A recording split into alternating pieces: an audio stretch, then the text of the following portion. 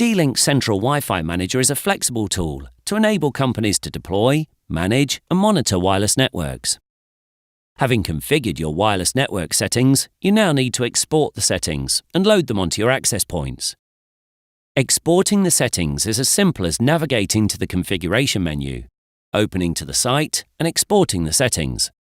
Note, the setting name shows the location and site by appending it to the file name to make identification easier. Having exported the file, you now need to load the configuration file into each access point being installed into that location. To do this, you will need the Central Wi-Fi Manager installation tool. Simply run the installation tool and hit Discovery. The Central Wi-Fi Manager installation tool will probe your entire network for compatible wireless access points. Select the access point to be configured. You can use this tool to set the network setting of that AP. In this instance, I've given the access point a static IP address, but equally by selecting IP mode, you can set it to DHCP. Using the Advanced option button, you can enter the username and password of the management account for the access point.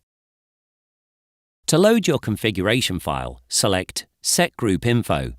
Click on the icon and navigate to the location of the configuration file and click Open.